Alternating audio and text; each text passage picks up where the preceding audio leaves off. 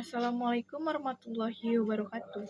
Perkenalkan, nama saya Anika Marsa. Saya dari kelas 10 ADP 3. Di video kali ini saya akan menjelaskan materi ekonomi bisnis tentang badan usaha di Indonesia dan UMKM. Pengertian badan usaha di Indonesia merupakan suatu kesatuan organisasi dan ekonomis yang mempunyai suatu tujuan untuk memperoleh laba atau keuntungan dan memberikan layanan kepada masyarakat. Bentuk-bentuk badan usaha di Indonesia ini ada bermacam-macam. Berikut penjelasan yang lebih lengkapnya mengenai definisi dan ragam badan usaha di Indonesia. Untuk mendirikan suatu badan usaha, diantaranya produk dan jasa yang nantinya akan dijual atau diperdagangkan. Penentuan mengenai harga pokok dan harga jual pada produk ataupun jasa ini kebutuhan akan memakai tenaga kerja, organisasi internal, pembelanjaan, dan jenis dari badan usaha yang akan dipilih. Berikut ini adalah contoh badan usaha yang paling familiar dijumpai oleh kalangan masyarakat.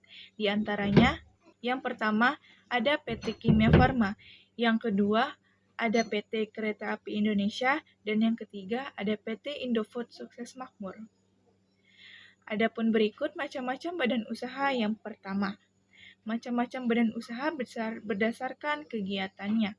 Macam-macam usaha berdasarkan kegiatannya ini ada 5 macam. Maka dari itu yang pertama ada ekstraktif, yaitu kegiatan yang mengambil apa yang telah dihasilkan dari sumber daya alam. Contohnya itu seperti hasil hutan, hasil laut, dan lain-lain sebagainya. Yang kedua ada agraris, yaitu melakukan jenis-jenis berbagai kegiatan yang berhubungan dengan pertanian. Yang ketiga ada perdagangan, yaitu kegiatan membeli dan menjual kembali kepada seseorang dengan membeli beras di daerah penghasil padi.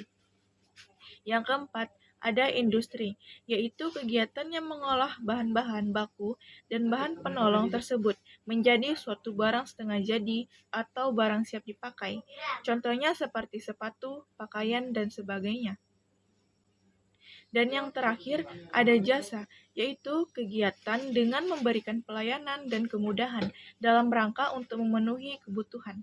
Contohnya seperti jasa pengangkutan barang, jasa perbankan, dan lain-lain. Dan yang kedua, ada macam-macam badan usaha berdasarkan kepemilikan modal. Berikut ini yang pertama ada badan usaha milik negara, BUMN. Pemilik modal ini yaitu pemerintah atau negara yang memiliki. Yang kedua, badan usaha milik swasta, BUMS. Modal perusahaan ini dimiliki oleh pihak swasta. Yang keempat, ada badan usaha milik daerah, BUMD. Kepemilikan usaha ini berada di tangan pemerintahan daerah. Dan yang terakhir, badan usaha campuran, usaha yang modalnya dimiliki oleh pemerintah dan swasta. Dan yang terakhir ini ada macam-macam badan usaha berdasarkan wilayah negara.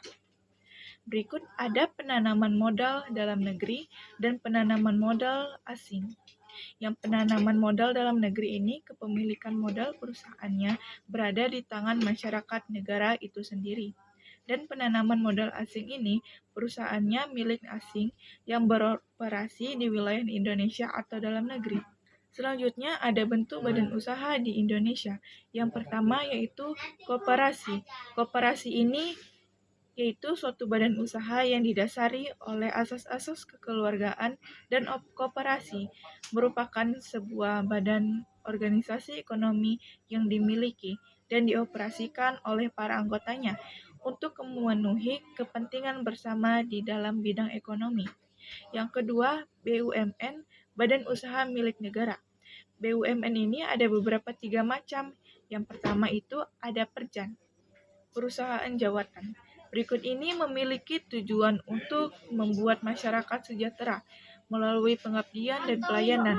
Yang kedua ada Persero, perusahaan perseroan. Perusahaan perseroan ini dipimpin oleh seorang direksi dan bertujuan untuk memupuk keuntungan.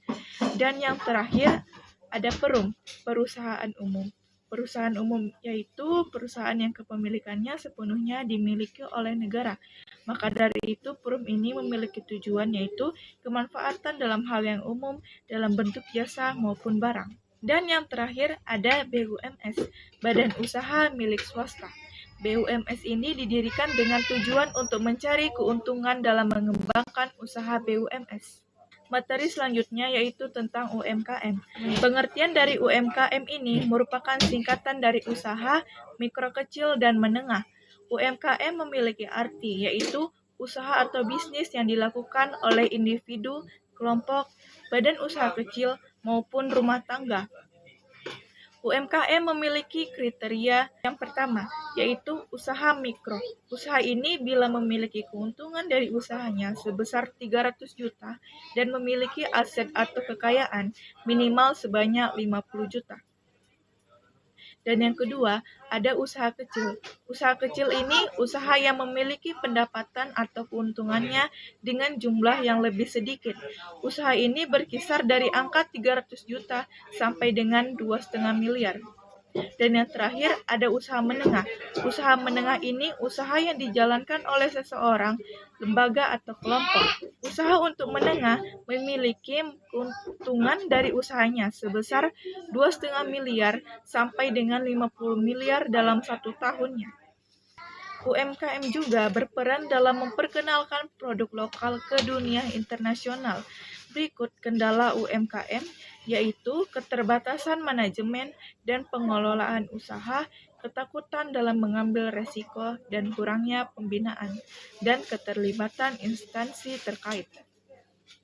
Selanjutnya, contoh-contoh UMKM di Indonesia. Yang pertama, UMKM di bidang kuliner, UMKM di bidang kecantikan, UMKM di bidang fashion, UMKM di bidang agribisnis, dan yang terakhir UMKM di bidang otomotif.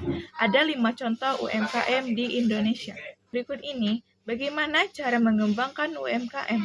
Yang pertama, meningkatkan kualitas dalam pelayanan. Yang kedua, mulai beralih ke media sosial untuk melakukan promosi produk.